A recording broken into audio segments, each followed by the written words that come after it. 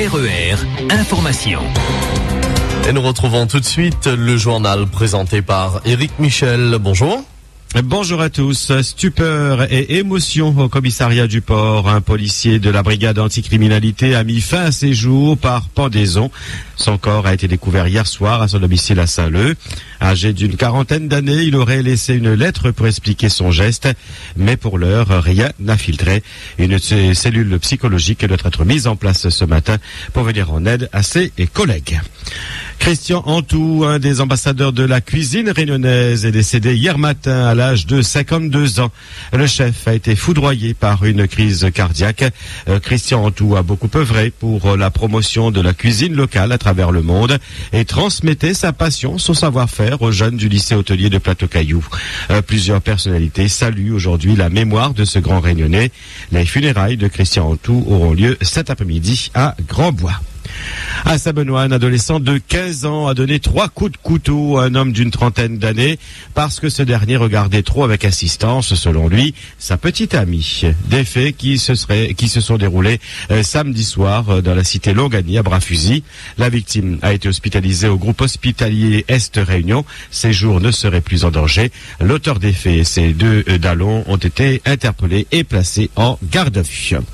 Aux assises, dernier jour du procès de Pascal Dolphin. Aujourd'hui, il est accusé d'avoir incendié l'appartement de son ex-femme avec l'intention de lui donner la mort en 2011 à la possession. Pascal Dolphin n'accepte pas que son ex-femme refasse sa vie avec un autre homme. Vendredi, il a assumé son geste devant les jurés, mais déclarant le regretter. Place aux plaidoiries aujourd'hui et verdict dans l'après-midi. RER. Des dizaines de milliers d'opposants au mariage pour tous ont une nouvelle fois crié hier à Paris leur hostilité à la loi qui sera adoptée demain dans une marée de drapeaux blancs, roses et bleus et au cri de Hollande, ta loi, on n'en veut pas. La manifestation a réuni 45 000 personnes selon la police, 270 000 selon les organisateurs. Des élus UMP et Front National ont défilé côte à côte derrière la même banderole. Un peu plus loin, quelques 3 500 personnes selon la police, 15 000 selon les organisateurs, favorables au projet de loi, ont répliqué en dénonçant l'homophobie et en revendiquant l'égalité des droits. Le maire de Paris, Bertrand Delanoë et Jean-Luc Mélenchon sont venus les soutenir. Demain après-midi, le texte autorisant le mariage pour tous sera solennellement adopté par l'Assemblée nationale. Pro et anti-mariage ont prévu de manifester à nouveau. Chez nous, Jean-Yves Langenier ne se représentera pas l'année prochaine aux élections municipales. Le maire du Port l'a annoncé hier lors d'une conférence de presse. Premier magistrat depuis 1994, Jean-Yves Langenier passe la main à son 5e adjoint, Henri Hippolyte, mais assure qu'il n'abandonnera pas la population portoise sans plus de précision. Une retraite anticipée de la vie politique qui constitue un coup de tonnerre au Port, mais aussi au PCR. Pourquoi Jean-Yves Langenier jette-t-il l'éponge? Certains avancent que la scission, la rupture, le divorce de la douleur avec Huguette Bello a marqué profondément le maire du Port. En bon militant du PCR canal historique, il est allé à la bataille contre son ami de longue date, mais son cœur n'y était pas et il est resté meurtri de ses petits 29% dans sa propre commune contre 62% pour Huguette Bello lors des dernières législatives. Et Huguette Bello qui ne lâche rien, pour preuve la dernière réunion du TCO où l'élu de Saint-Paul a claqué la porte sur la question de la représentativité des communes au sein de la communauté de communes. Il se dit aussi que Jean-Yves Langenier ne partage pas les décisions de la direction du PCR et pour on ne sait quelle raison, il les a appliquées pour ne pas désavouer Paul Vergès. Et comme une calebasse, à force d'aller à l'eau, il pète, eh bien Jean-Yves Langenier profite de l'occasion des élections municipales pour se retirer de la vie politique sans faire de vagues. Tout à l'image de sa personnalité qui a toujours cherché le consensus. Certains devraient l'imiter au lieu de s'entêter. Jean-Paul Virapoulet, lui, passe à l'offensive contre Éric Fruteau. Depuis la décision du Conseil constitutionnel de rendre inéligible le maire de Saint-André l'année prochaine, l'ancien sénateur-maire se sent pousser des ailes et se revoit dans le fauteuil de premier magistrat. Il passe à l'attaque et sur le plan judiciaire. Jean-Paul Virapoulet a en effet porté plainte contre Éric Fruteau pour faux et usage de faux dans l'affaire de l'amicale du personnel communal de Saint-André. L'ex-homme fort de la droite locale remet en cause l'audit sur lequel s'est appuyé Éric Fruteau pour saisir la justice.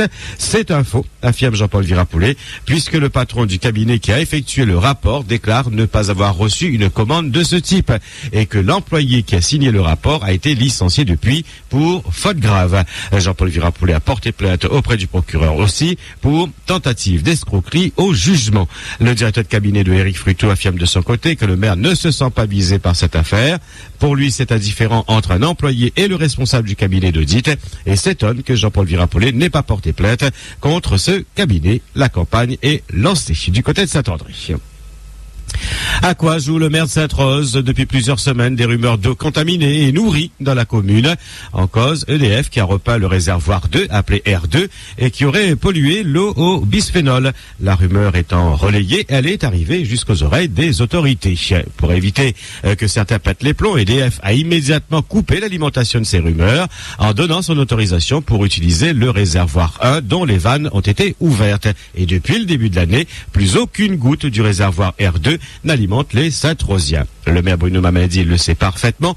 Alors, pourquoi maintient-il ses administrés dans la peur? Principe de précaution, mais de quelle précaution s'agit-il puisqu'il n'y a aucun problème? Le risque a-t-il seulement existé ou était-ce une opération, une manœuvre pour faire passer le maire en ange gardien auprès de la population? Soyez tranquille, buvez tranquille, je veille sur vous. Cette population s'interrogeait ironiquement aujourd'hui. Et si le prétendu ange gardien n'était qu'un simple chargeur de l'eau? RER. Votre question d'actualité, êtes-vous satisfait de la qualité de l'eau à votre robinet? Estimez-vous que l'eau est trop chère et subissez-vous des coupures régulièrement? Qu'avez-vous à dire sur cette qualité de l'eau? Eh bien, nous attendons vos réactions dans nos différents directs sur le 47 2x33 et le 47 2x34. Sur Facebook, rendez-vous sur la page RER Radio officielle ou encore sur nos sites internet www.rer.ru.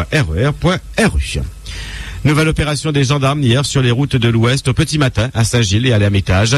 Au total, 810 conducteurs ont été contrôlés entre 4h30 et 7h30. 49 infractions ont été relevées. 46 procès-verbaux pour alcoolémie ont été dressés, dont 16 dépassaient 0,8 g par litre de sang. Les permis de conduire de ces automobilistes ont été retirés sur le champ. Le taux le plus élevé a été de 1,62 g. Bonne nouvelle pour les automobilistes. La direction régionale des routes annonce l'ouverture de la déviation de Saint-Joseph pour cet après-midi. La vitesse maximale autorisée sur cette portion de route sera de 70 km/h. RER. En football, 33e journée en Ligue 1, Paris s'est ressaisi, Lille s'accroche, Nancy respire. Hier soir, le PSG s'est en effet imposé devant Nice 3-0.